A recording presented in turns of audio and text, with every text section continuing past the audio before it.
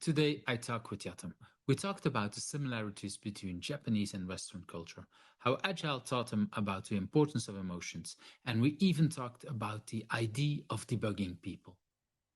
I'm Yves Hanul from Who's Agile. My pronouns are he and him. Welcome to my channel. You see a lot of Agilists around me on this screen. If you want to hear me interviewing, please click that subscribe button because these are the people that I've invited so far. If you think I'm missing people, let me know in the comments. And that like button, well, if you like today's interview, don't forget to click it. Hello everyone, and with me I have Yattom. That was the way how to pronounce it, I think.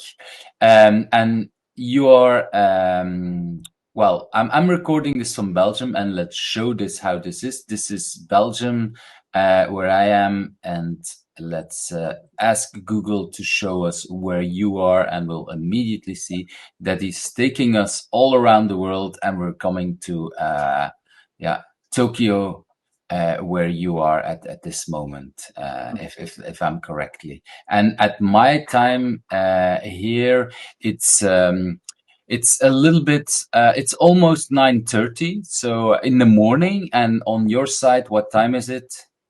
It's 5:30 in the evening. So we have a lot of time zone differences that we have, which is what is nice to do this kind of thing. So thank you for being here. But before we jump into the questions, tell the audience that is here a little bit. Who are you? What do you want people to know about you? Thank you, Eve. My name is Tsutomu Yasui. Actually, it's in Japanese. It's Yasui Tsutomu. Yasui Tsutomu. So my friend made me a nickname, which is Yattom, and it's kind of very Japanese-ish name, and I kind of fond of it. And many of my friends call me Yattom or Yattom-san. And I currently working as an Agile coach for more than a decade, I think. I first started working with Agile people in, I think it was 2001 or something like that, very early in the days of, it was actually not Agile, it was XP. One of my friends and former boss, Kenji Hiranabe, was a leading guy in Japan to introduce Agile and XP in Japanese IT industry. And he started an event or mailing list and conferences, and I joined them. And wow, this is how I wanted to work as a programmer. So it was the XP programmer. First, I started as in Agile way. And later, I eventually changed to doing Agile project in my work to telling people how to do it in Agile or becoming Agile. So that's how I changed my career to programmers, engineers, leaders, to Agile consultants or Agile coaches. I'm very unknown outside of Japan, but I think it was 2010, it was in Chicago, the Agile conference. I presented a workshop called the Kanban Game, and it was a tremendous success, I think. I think there was more than 100 people in there and playing the game, and mostly enjoyed it. I was in Chicago, and I is it possible that that game had that you did it twice? Because I think I missed the first edition and then I joined later because I remember playing a Kanban game in Chicago, but I don't think I joined it the first time. Was it possible that there were two times that you played the game? No, I don't think I did it twice. Then maybe, yeah, it's 13 years ago, so long time ago. August 2010 or July, the end of July, almost beginning of August 2010. Yeah, I remember. Fun times. Yeah. I attended just a few Agile conferences, but it was very fun and engaging, and I learned a lot from them. Yeah, it's well, and I'm happy to hear that one of these people who came from the programmer background, because these days in Agile, it feels like we don't have enough people that have a developer background. XP is even better, but people really understanding how development is done, for me, is a core aspect of Agile and delivering software. So if you know how to deliver software, it usually gives more empathy on how developers are working. Yeah. Okay, let's jump into that first question. What is something that people usually don't know about you but has influenced you in who you are? Yep. I had several points in my mind like being a programmer and also played a lot of role-playing games. But I just saw the recording from James Shaw, and he mentioned the similar things. So I decided to find another ones. And I think this is kind of new to everyone, including my friends, which is I am a coward. I'm timid. And like very small kids, I think it was 4 or 5, there is a very small bump in hallway, and of course I can walk around, but if there's this small bump, I hunch down, getting all fours, and come over the bump, and then stand up and start walking again. So I was very afraid of doing something seemingly dangerous or might be painful or something which can hurt me. And I think I still am a coward, kind of coward. I don't usually take risks. But at the same time, I somehow managed to forget everything about danger and start things, diving into it without worrying much. So And I can imagine, for example, with extreme programming, the fact that you have a safety net of unit tests that helps you to overcome fear in programming, or do I go too far there? yeah, those risk controlling thing is very useful, and I find it useful because I think I'm prone or I'm keen to risks. I find risks very what is the word? Very well compared to other people, probably. So making risks controllable is a very good thing in Agile, I see. And I think that's how I would, なんて言ったらいいんだろう。Because I am a coward, I can do things better in Agile way. I really like that you stress that, because in the beginning, well, when we talk early 2000, people saw Agile and extreme programming as very risky, where for me, I never understood that. For me, Agile was about looking at the risk and taking action. Where in other project they said, oh, we create the risk backlog and then we see what are the risks. And for me, Agile was dealing with the risk, maybe not writing down the risk, but dealing with the risks. And yeah, I never understood why people thought that Agile was not looking at the risk. And for me, you kind of say the same thing. You see the risks, they might fear you, but at the same time you look for ways how to deal with that. So if you go and go on so near to the floor, it's because you feel a risk. Others might not feel it, but for you it's real, and you deal with it in a way that it works for you. People might laugh, might find it silly, but for you at that moment, it's important, and it helps you to deal with the risk. And for me, that's a lot what Agile does in many sense. Many people back in the early 2000s were laughing with the unit tests and it takes longer and blah, blah, blah. But now we see that actually the opposite is true. We found a lot more quality. We have a lot less risk. And now people see, now the data is in, we see that it's actually better. So you're one of these people that was paying attention to that. So thank you for sharing that. That's definitely something that, that people might not know you, but have influenced in a way. So a very personal and nice story. Thank you for sharing. Let's move to that second question. If you had not been doing what you've been doing now, do you have any idea what you be doing? Yeah. Actually, it's kind of very hard question for me because I started programming when I was 10, and I want to be a Wow. programmer when I was in junior high. So I couldn't imagine to become anything else. Well, one of the obvious choice could be a game programmer if it's not considered as IT, as I love programming in my youth. And other than that,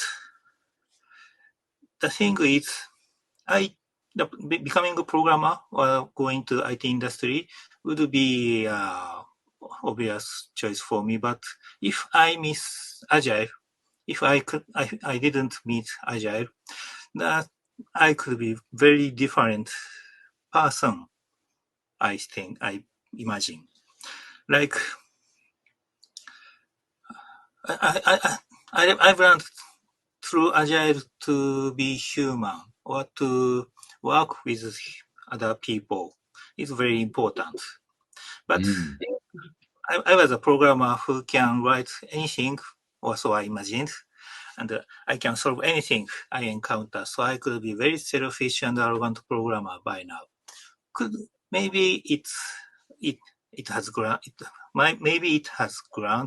but my character will be very different, I imagine.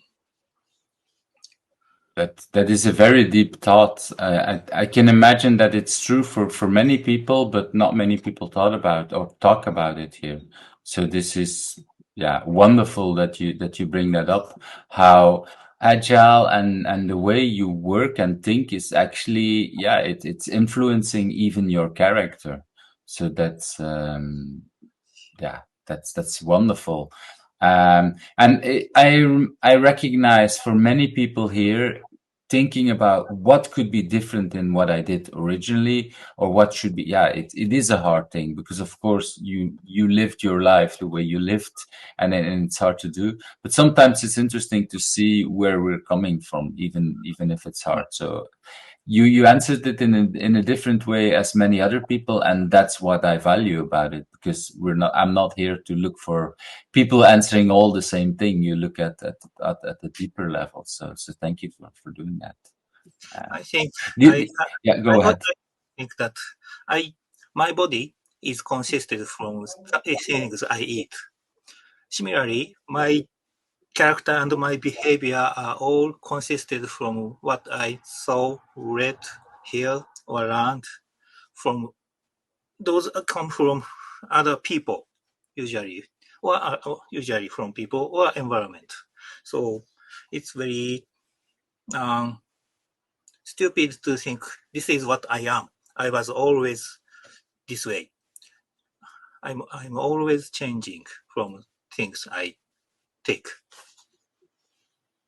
Yeah, that I assume this is true for many people, but at the same time, we don't always realize it. And sometimes when people grow older, they want to stay the same, but it's impossible.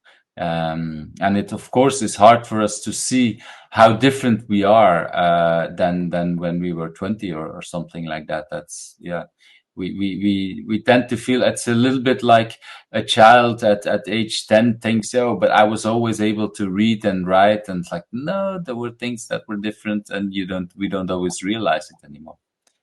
So thanks for sharing and bringing that up. I want to move to that next question. What is at this moment your biggest challenge, or at least the biggest challenge that you want to share? Yeah, this is also a difficult question for me, but I think it's about emotion or feeling. I don't know what is the way, maybe controlling or handling my own emotion and feeling. I think I'm less affected by emotions or feelings. I like logics and theories to decide how to do or what to do. But it's also something Agile taught me. My own emotion or feeling are all very important, and there are theories that brain decides before thinking about logic. So this is what I have a trouble doing. Not staying emotional reactions, but look into my own emotions to see what really I want to do, or what really I'm trying to do. Then, based on that input, I can think logically. Logic without emotion is very fragile and could can be affected, can be controlled from outside. If I want to be myself, I need logic and feelings at the same time, and I can be aware of those things inside me, or maybe those things can be seen around me. My room is kind of cluttered, so this is how my mind is feeling right now. I really like that you bring that up because, many people see developers as people who are, who are bad about emotions and bad about communication. And what you say is, okay, it sometimes is a struggle, but at the same time, what we see, and I think many people in the agile world have discovered that same thing. We need to have that kind of control. We need, well, control is maybe the wrong word, but we need to find that balance and understand why. Also, programming for me, programming can be very frustrating sometimes. You try something and it doesn't work. With basically programming is it doesn't work, and from time to time it works, and then we have to figure out why it works. And so that can bring up a lot of emotions. And so then understanding these emotions, and maybe if somebody's coming in from my family at the moment, I'm trying to solve a bug and it doesn't work, I might react negative to my family, where it's actually my code that isn't working. And that's just the easy example to explain, but I think we see it all the time. So in that question, there was a second part, that why is that a good thing for you? Do you have any idea what's the good thing about that challenge for you? I have seen myself as a, for example, programmer or a professional or an agile coach, which is something I do or I choose to do. But it doesn't describe a whole person, I realize. I need to understand myself or other people who is whole. I need to see what to do and what they feel. So having challenge to I didn't use my feelings, and I need to detect those things inside me, or I must be aware. That is a kind of practice I took to. So I think it leads to me more whole person, and also I can see people. I know people as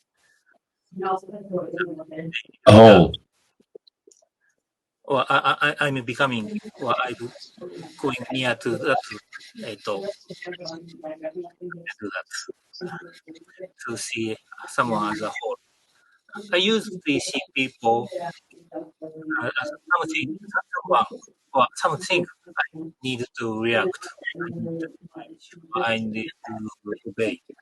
But this is very unrespectful and very narrow view. With a narrow view, yeah, I understand that. But at the same time, you realize it and you think about it, so that is already much more respectful. I think, in a sense, programmers, we sometimes want to understand people at the same level as we understand our code. Unfortunately, code is already hard to debug, and people are even harder to debug, I would say.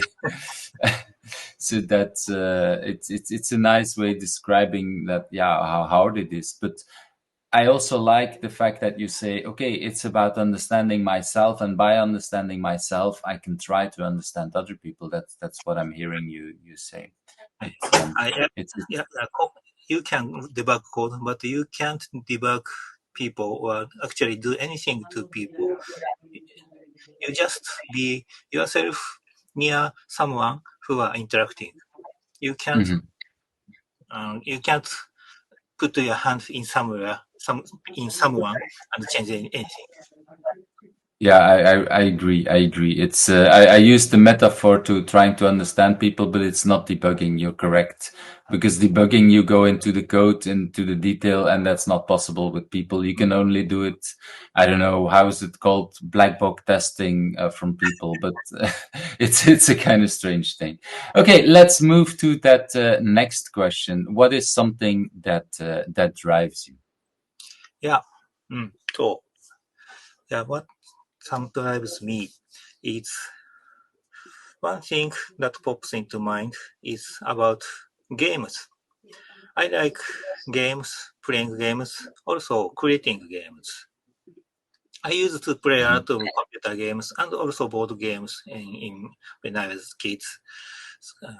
When I was a kid, so I have a certain amount of knowledge about what is games, is how game works and why it's fun.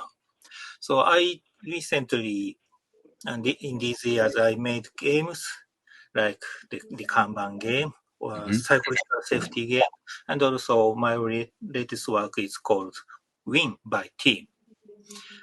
So these games are, I think these games, how can I put it? I like things which is related to games. So playing games is good to me, and creating one is also good to me, and also likes to play games with other people. Sometimes the games I made, or sometimes just a packaged games. So I can kind of say games drives me towards several things, and also, I I often provide workshops. Sometimes it's about I use games in those workshops, but like there are workshops without games, like test-driven development workshop or something like that. But I usually try to gamify stuff in the workshops, like let's go winning something, or let's clear this obstacle, or let's work together to achieve the goal. I kind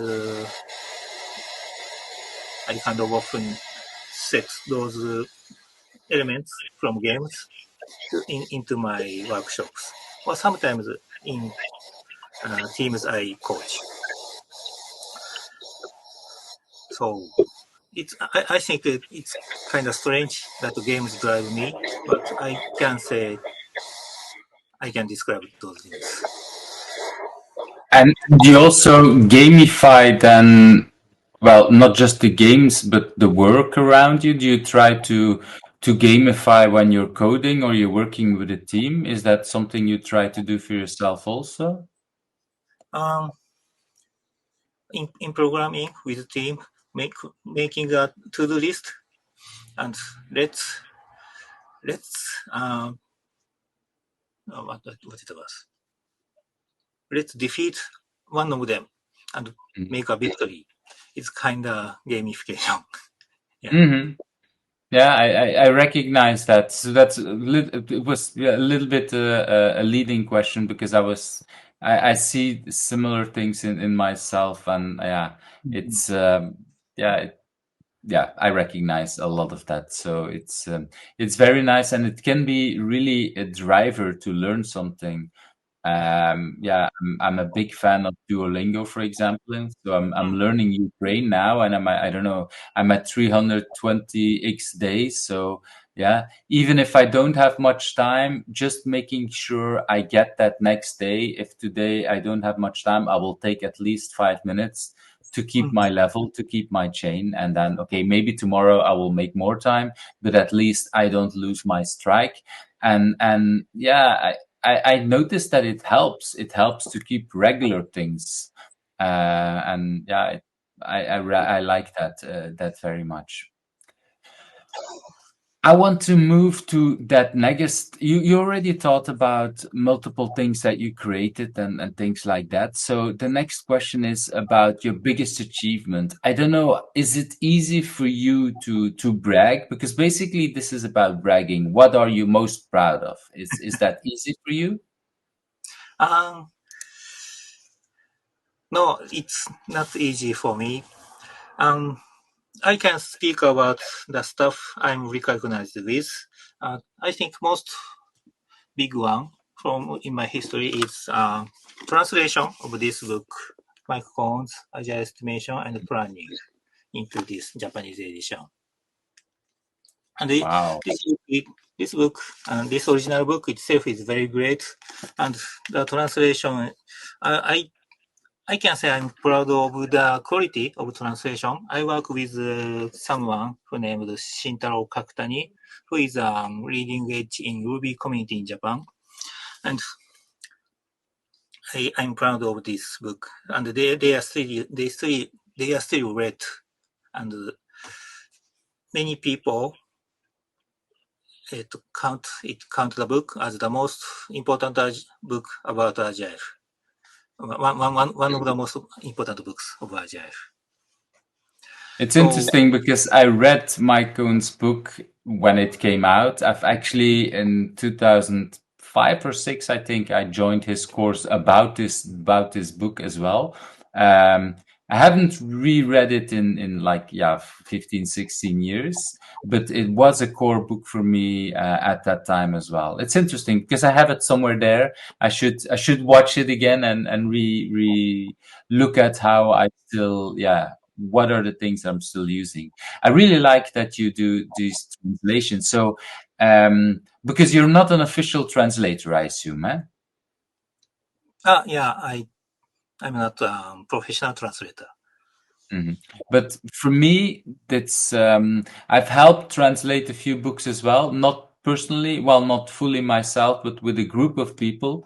And I personally like most of these translations more than official translators, because sometimes official translators use really maybe perfect words in a translator point of view, but they don't understand Agile, and then it becomes very, very hard.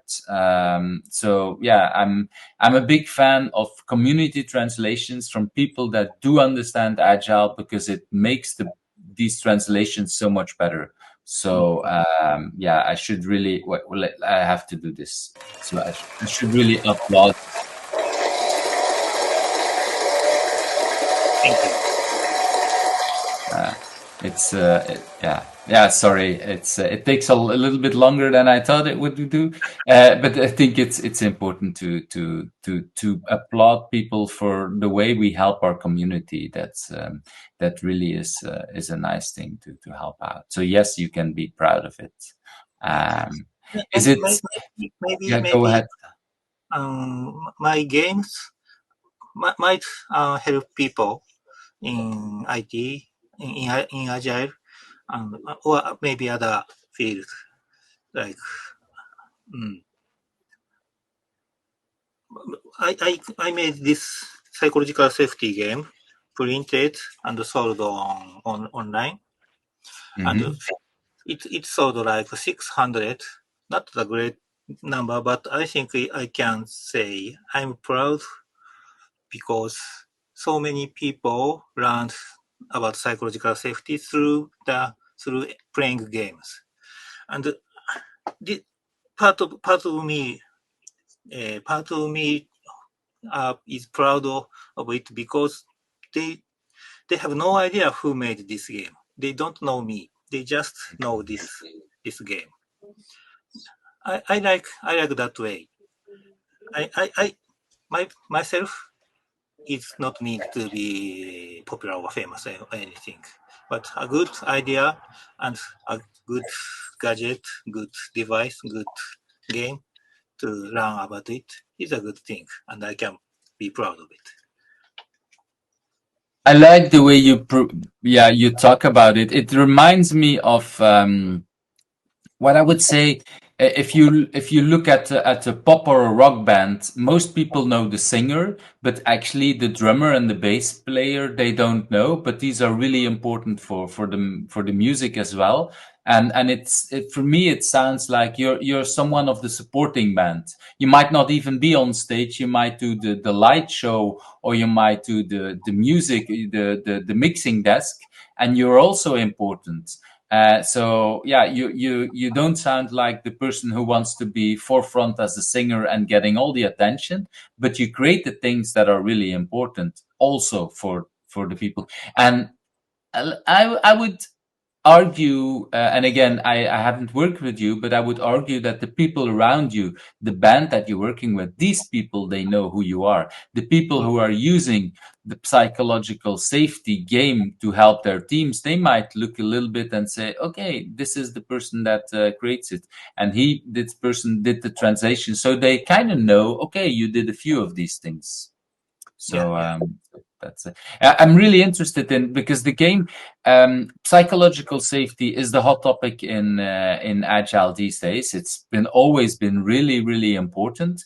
I want to understand a little more, because I don't know much about your Japanese culture. How easy or hard is psychological safety in your culture?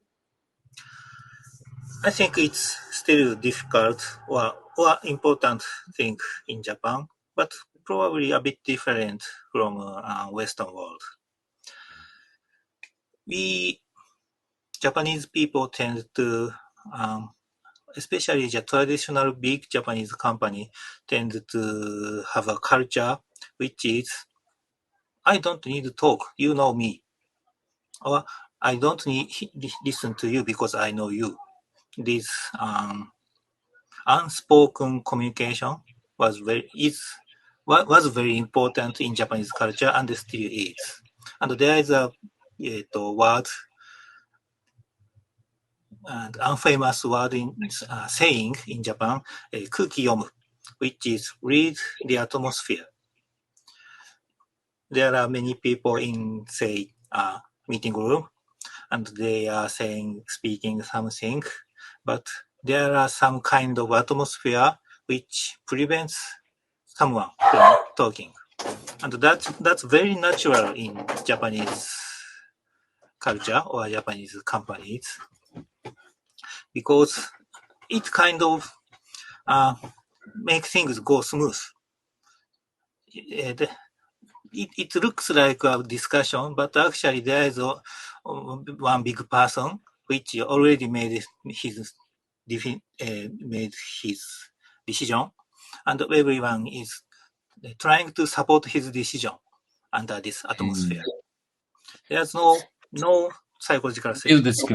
Yeah, so that's what I was saying, is that the decision is already made, and we're both trying to say, oh, you're right, it's a good decision, but nobody has the safety to challenge that decision at that point. Okay, that's yeah, it's I the thing that you said about reading the room, I read a book indeed about Japanese culture that was about that. So it's, yeah, I don't remember the name anymore because it was 4 or 5 years, but I learned a lot, because in Western, well, when I'm working with a large company, these kind of politics I was not used to. When I was working with smaller companies, you could basically say everything. In larger companies, knowing how to read a room is also important. I sometimes might go against it because it's needed, because there can be dangerous things if everybody just says yes. But at least understanding to read the room and to understand who's the person in charge and who to and how to disagree in a nice way, in a sense, and keeping that person in his position on her position might also be important there. So that's it. Thank you for sharing, because well, cultures are important. It's important to understand that. And yeah, I've heard multiple times before that people say, well, agile doesn't work in the Japanese or culture. And we've seen many examples where it does work, but you have to be able to read the room and understand the culture. And so, yeah, that's, But thank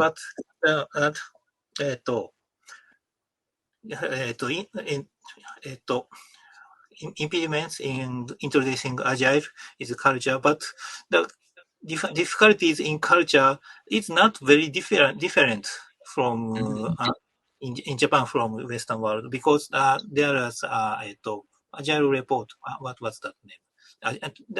There's an annual agile survey.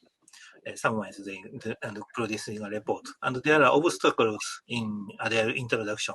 The top 5 things are almost identical in Japan compared to all. So obstacles in culture for agile introduction is not so very different. I think it's funny. Thank you for sharing and adding that. That is important. And again, I don't know, because I don't know your culture well enough. So with this, I'm learning again. We'll try to look up the report that you're talking about. So I'll add it in the show notes afterwards. So if people want to learn more, so if we can find that might be helpful as well. Okay, let's move to that next question about personal agility tip. What kind of do you have any tip for the people here about about personal agility? Yeah, I'm not sure what personal agility means, but I don't know. But maybe I can say start learning new things. Start keeping learning new things. You start to learn new things every often. For example, last year I started learning 3D printing, improve, kind of improvised stage play, and also, and competitive programming. So I'm not sure it's related to Agile or not, but being Agile and doing Agile software development means new things always come up. New ideas, new architectures, new tools. You need to practice some or learn some to understand them, or decide they are profitable or not for me. So it's good to start new things. Always start new things. And I really like that. It's yeah, you said, I'm not sure if that's agile. For me, it's at the core of agile. Indeed, we encounter new things in software every time. And non-agile, before agile was created, a lot of people trying to avoid these new things, where actually the value is in the new things. So learning something new every day is for me definitely an agile thing. So it can help people. And I really like the example of 3D printing and other things. It's really like, okay, that's not something a lot of us are busy right now, but it can become more important. And just, well, 3D printing for me is you need to design something that you can print. You need to see, oh, I have to problem around the house, and instead of ordering something from the other part of the world, I can just design it myself and print it to solve a problem. I can create art, whatever. It shows again that you need your creativity to solve a certain problem and to do nice things with it. So it's a nice example of learning something new. So thank you. I think it's the kind of thing I was looking for. And you're right, there's many people that say, oh, what do you mean with personal agility? And I on purposely don't give a definition, because then it brings people to all kind of different kind of things. And that's exactly what you did. So thank you. I want to move to that next question about remote working. And I don't know, did you work in a remote way before COVID? Because in COVID, most of us needed to work remote, but did you work already remote before? Yeah, I had chances remote working before COVID, but after that I get full-time remote job. So there's a big difference. And there are many things, and most things are already obvious to many people. One thing very important for me is my dogs love remote working. The family is always together with them. And other than that, at first, it was very important. I thought it was very important to make the conversation communication in real time and face to face using webcams, even in remote way. And many teams use that technique to use Zoom or Google Meetings to make a permanent room where everyone logs in to their work time. And it makes the conversation very easy and smooth.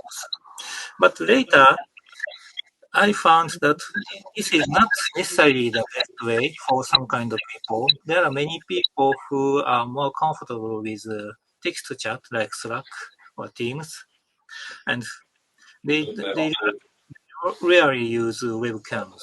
It seems them to without faces. And I think it's interesting to find those people who are using tools more effectively to collaborate. So something the remote tells me is that diversity in communication also applies to those things. Thank you for sharing, because it's indeed, we sometimes see people going for the one side or the other, but it's really that diversity that is important. I tend to go to feel on both sides. For example, this interview would never work without the video. For me, it really helps because we haven't met before, so this helps. At the same time, setting it up, we did every preparation over email, giving both of us the time. Also because, English is not our native language for both of us, so it's important to get that time on understanding and understanding. So there is a lot of value in both sides. So thank you for talking about that. Was there something that you've learned from these people using the tools that surprised you?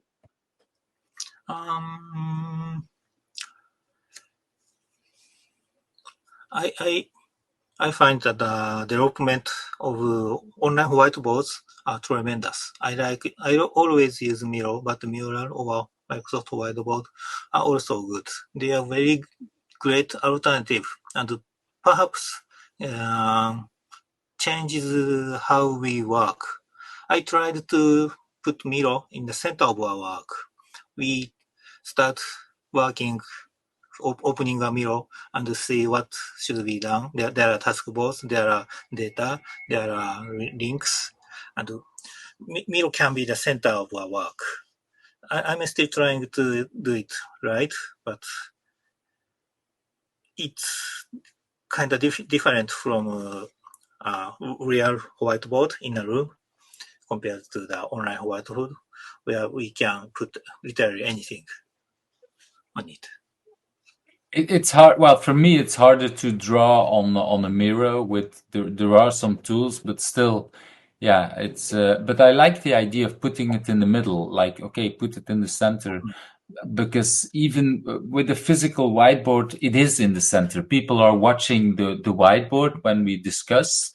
And so yeah, having a mirror in the middle of us and looking at that it's an interesting concept. I didn't see it like that, but I'll definitely try to do that even more working remotely. So that's a very good tip. So thank you for adding that. That's really important. Thank you. Okay, I want to move to the next question about a book. What's a book that you have read that you want to talk about? Yep. I like to introduce a book which is I think only in Japanese. It's this book, ロアン教講話. It means ロアン教講話. This is a book about a Zen monk who lived in 17th century, which is war. In Japan there was it was a war. What was the era was filled with war to conquer whole Japan. Many warlords rise and lose.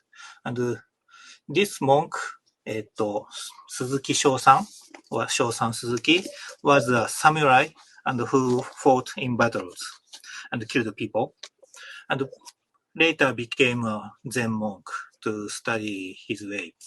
Actually, researcher said that there are many samurais who became later monks, but Shosan Suzuki is the only one who used his experience to tell the way of Zen to the people, or to the regular people, usual people. You talked when we prepared. You said this is the book and this is another book. It's not the same book, but it's about the same monk. Is that? Did I understand that correctly?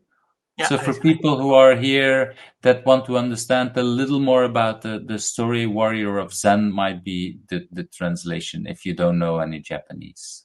So and this is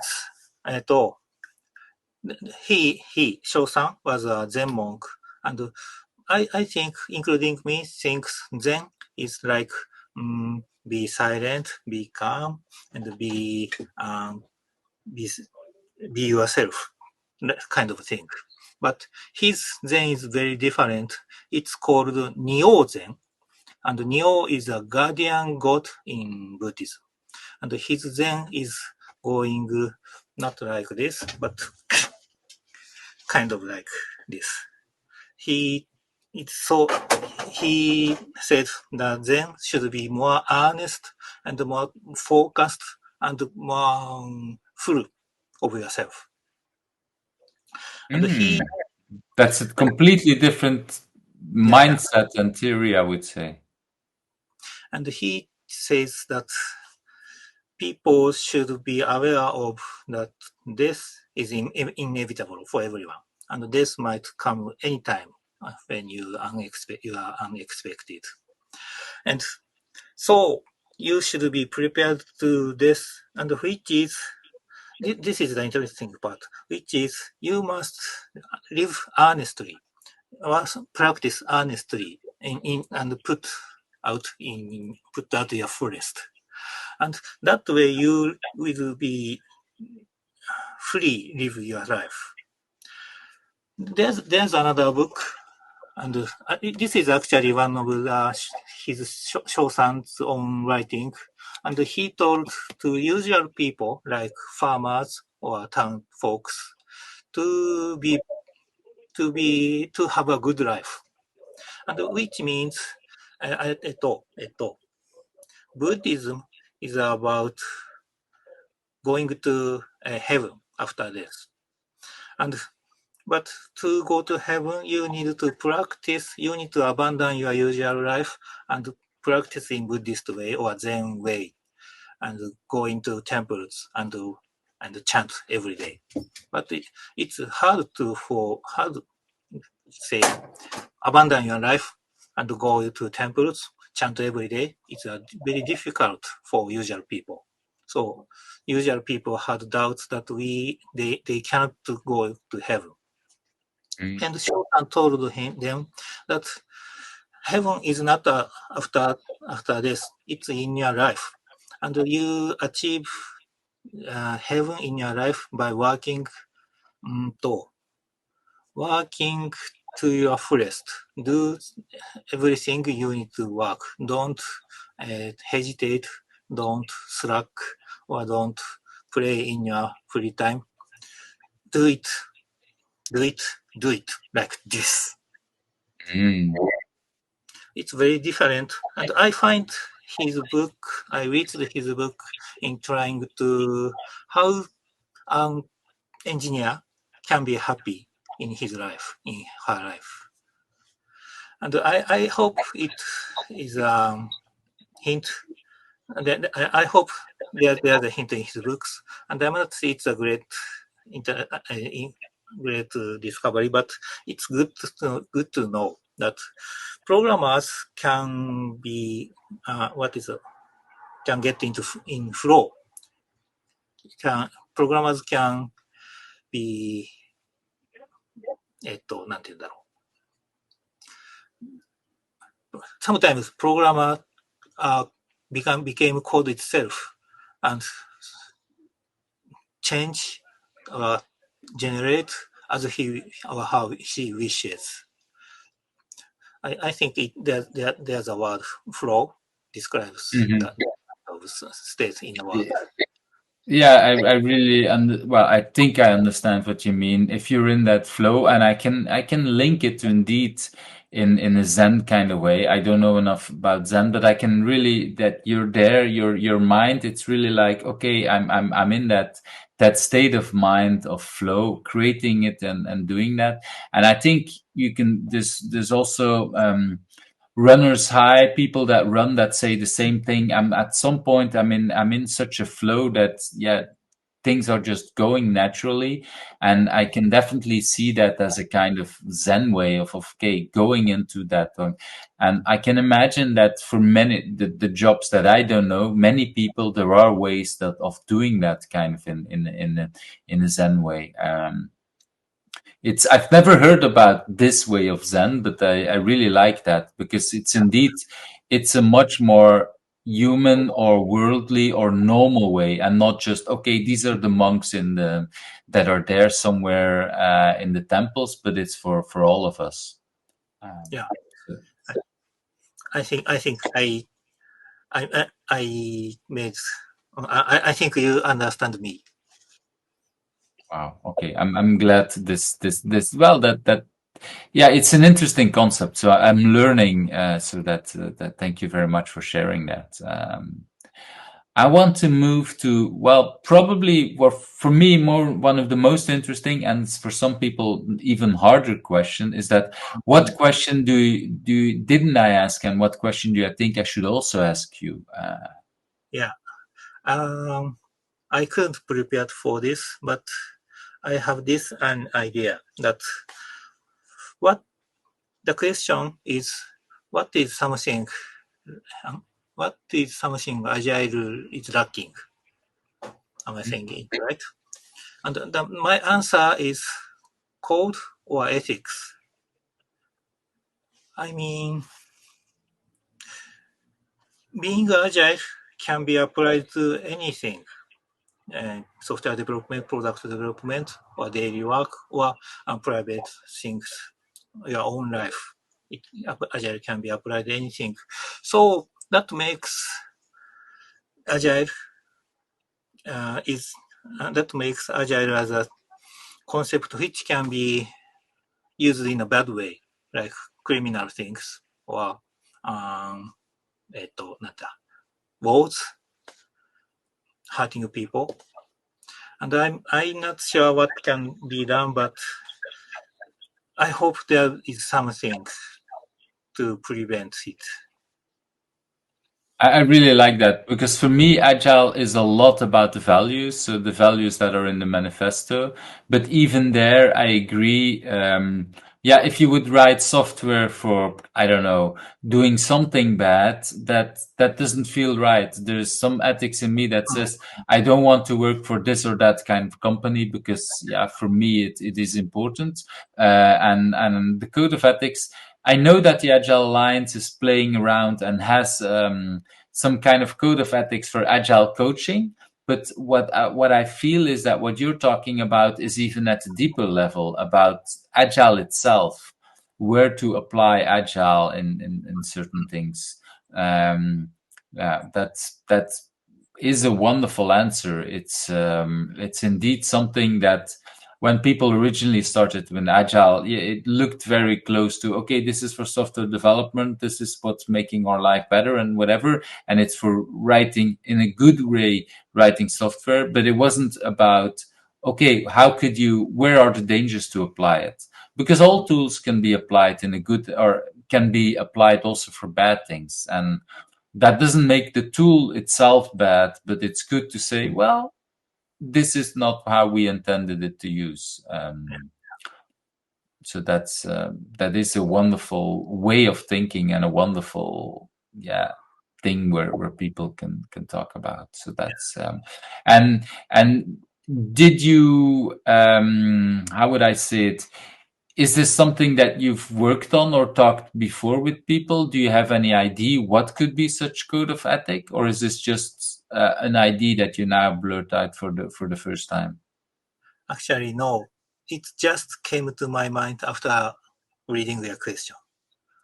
Okay. So Well, it might be the start of something. If people who are watching this are interested, they can bring in contact with either of us, and we can see, because I think it's an important thing. It's really important. I'll also link to the code of ethics for agile coaching, but because that is already existing and people are working on that. But that's, for me, it's at another level than what you're talking about. So I think for agile itself, it might be good to think about that. thank you. Well, thank you. It's really important because agile itself, the Agile Manifesto, is a document in time. The people who created it said very clearly, we don't want to revisit it, but that doesn't mean that the people who are practicing agile cannot say, okay, this is how we want to move further in the future, whatever that means at this level. So it's for me a very profound answer, or very profound question, and a very deep answer there. So thank you.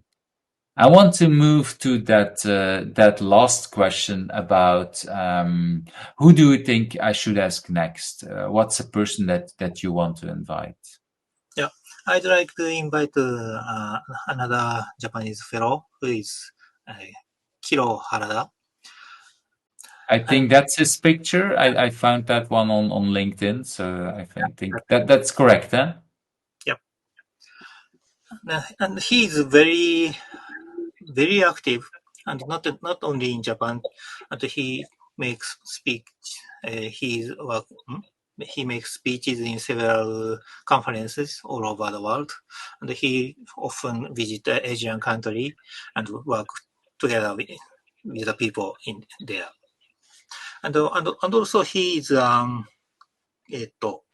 he was a member of the author or translator of the Scrum book, the Scrum pattern book. So again, because I think, well, from what I understand from previous conversations in Japan, not everyone reads or understands English, and so it's really important to have these translations. Of course, your language is a very powerful language in the setting itself, and it has its own culture, so it's really important to keep that. But then it's good to have these important works translated. So of course, as a Western person who can't read any Japanese, I was not aware that some of these books were translated. But I'm really happy that these things are happening, because it helps spreading the word. So that's on its own already a good reason. And he was already on my list because it's a name indeed I've heard before. But like with all the people who were invited, I'm waiting for people to invite them. So I'm happy that we can have an extra invitation from your culture. And actually, there's another one who want to introduce, but he said he's too busy for coming months to take interview. But I'd love to bring him into this interview, so maybe I later tell his name to you. Okay, we don't have to tell people indeed if they're not interested. And it's interesting because not always we tell people up front, but like you said very clearly, and I think not many, some people try to ask before. Because yes, I've had people that we brought up on the show that people said, I want to invite this or that dear person. And then that person says later to me, well, yeah, no, I don't have time in my life at this moment. And that's fine as well. It's not because a person is invited that he or she should come. That's also perfectly fine. But sometimes we want to invite people to just say, okay, I really like you. I think it's important what you do. And then these people said, okay, I like the appreciation, but no, I'm not going to come on the show, which is fine as well. I think it's, of course, we're not going to force people or brag. Yeah, it's a personal decision that people make time. It's we're talking for almost an hour at this moment, so that's a personal time. It's a weekend, so it is in your own personal time that you're doing this. And it's not for everyone that wants to invest that time. Anyway, I'm very grateful for that time. And if people want to contact you, if they want to learn a little more, what could be a good way to reach out? I'm on Facebook and Twitter. I frequent them most. So please contact me through Facebook or Twitter. I have another account on LinkedIn. All of these services I have the account of Yattom, Yattom. I think this is the one on LinkedIn. I didn't prepare the ones on Twitter. Well, Twitter these days, it's not clear in what direction it goes, so that's why I didn't prepare it. And Facebook, I'm not using since more than 5 years, so I was not even aware, or I didn't even look it up. So that's why I only prepared the LinkedIn. But it gives people a little bit an idea on where to find you. And I'll look around and I'll ask around to have your all the others accounts, so I'll add them as well. I want to thank you very much for your time. It's been a wonderful conversation. I think you were a little bit worried before about your English, but I'm really happy about it. Sometimes you need to look for words, but I think that is important to give you the space and the time. And for me, it went really well. So I'm really happy and grateful for your time. So thank you very much. Thank you for inviting. I had to practice English, but I hope people listening to me can understand me. And thank you for taking time for me to this interview, and also taking time occasionally for me to think about how to say. I enjoyed this event very much, and I wish you luck for coming other interviews. Thank you very much. Thank you very much. Very much appreciated. Thank you for watching Who's Agile, where the stories of agilists come to life. I hope you liked today's interview. Subscribe if you're not subscribed and want to get to know other agilists.